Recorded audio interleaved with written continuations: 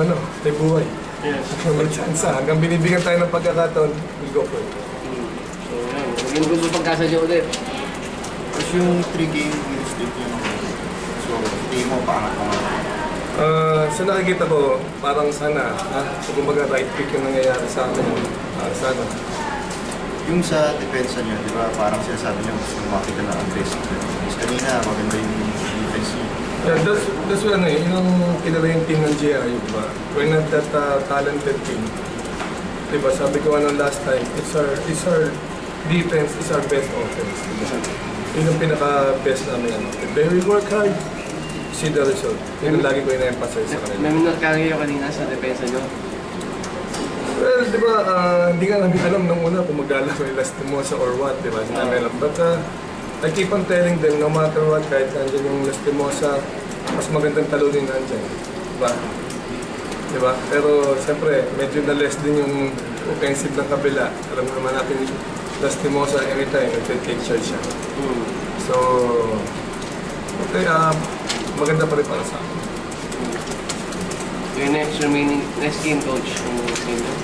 It's we lost against Perpetual, di ba? It's 3 overtime.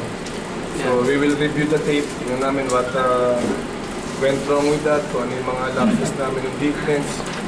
So, we'll be ready. Kasi ang ganda chances. Knock out every game is a knockout game for us. That's not tomorrow. Ano masabi mo na kasi ako kapuha, kakalaban yung Pambeda, kayo ba?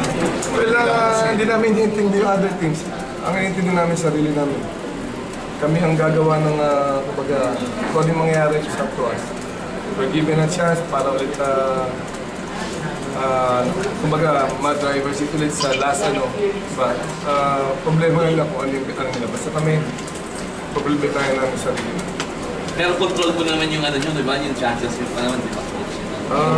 Siguro, every time in-explain ko sa nila, tingin ko mas maganda yung chances namin compared sa other team. Diba? Kasi nga, nakalusot nga kami sa Beda. That's yun yung malaking factor. Bakit? Nagkaroon kami ng chance na mas maganda yung situation namin. Pero, gaya na sinabi ko, hindi namin sila kailangan problemahin.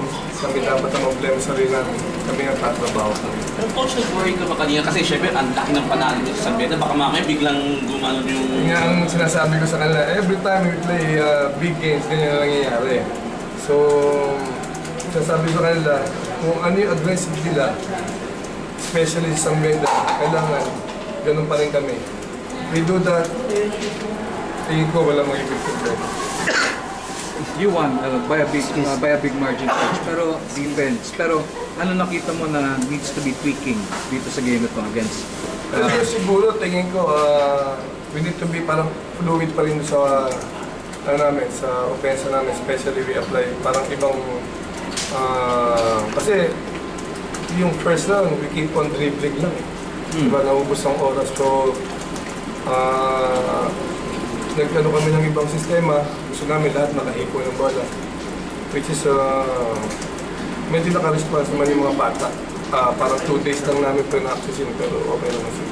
Yung 3-2 zone niya, very effective. Parang bread and butter defensive play. Yung 3-2 zone kanina.